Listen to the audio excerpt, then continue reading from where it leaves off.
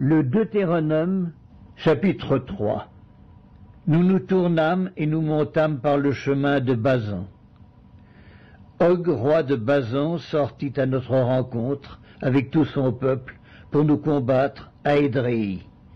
L'Éternel me dit, ne le crains point, car je le livre entre tes mains, lui et tout son peuple et son pays. Tu le traiteras comme tu as traité Sion, roi des Amoréens, qui habitait à Hesbon. Et l'Éternel notre Dieu livra encore entre nos mains Og, roi de Basan, avec tout son peuple. Nous le battîmes sans laisser échapper aucun de ses gens. Nous prîmes alors toutes ces villes, et il n'y en eut pas une qui ne tombât en notre pouvoir. 60 villes, toute la contrée d'Argob, le royaume d'Og en Basan. Toutes ces villes étaient fortifiées avec de hautes murailles, des portes et des barres. Il y avait aussi des villes sans murailles en très grand nombre. Nous les dévouâmes par interdit, comme nous l'avions fait à Sion, roi de Hesbon. Nous dévouâmes toutes les villes par interdit, hommes, femmes et petits-enfants, mais nous pillâmes pour nous tout le bétail et le butin des villes. C'est ainsi que dans ce temps-là, nous conquîmes sur les 2 rois des Amoréens le pays de l'autre côté du Jourdain, depuis le torrent de l'Arnon jusqu'à la montagne de l'Hermon. Les Sidoniens donnent à l'Hermon le nom de Sirion et les Amoréens celui de Sénir. Toutes les villes de la plaine, tout Galaad et tout Basan, jusqu'à Salca et Édréi, ville du royaume d'Og en Basan. Og, roi de Basan, était resté seul de la race des Réphaïm. Voici son lit, un lit de fer. N'est-il pas à Rabat, ville des enfants d'Ammon? Sa longueur est de 9 coudées et sa largeur de 4 coudées en coudées d'homme. Nous prîmes alors possession de ce pays. Je donnai aux Rubénites et aux Gadites le territoire à partir d'Aroër, sur le torrent de l'Arnon, et la moitié de la montagne de Galaad avec ses villes. Je donnai à la moitié de la tribu des Manassés le reste de Galaad et tout le royaume d'Og en Basan. Toute la contrée d'Argob avec tout Basan, c'est ce qu'on appelait le pays des Réphaïm.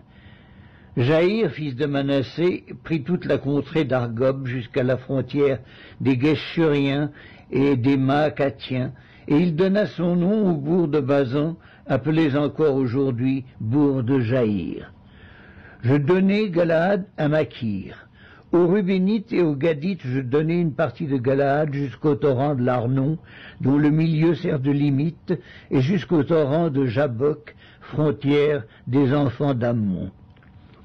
Je leur donnai encore la plaine, limitée par le Jourdain, depuis Kinneret jusqu'à la mer de la plaine, la mer Salée, au pied du Pisga vers l'Orient.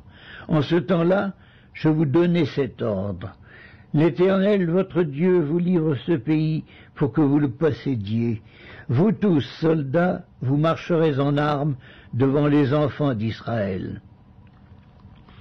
Vos femmes seulement, vos petits-enfants et vos troupeaux, je sais que vous avez de nombreux troupeaux, resteront dans les villes que je vous ai données, jusqu'à ce que l'Éternel ait accordé du repos à vos frères comme à vous, et qu'ils possèdent eux aussi le pays que l'Éternel, votre Dieu, leur donne de l'autre côté du Jourdain. Et vous retournerez chacun dans l'héritage que je vous ai donné.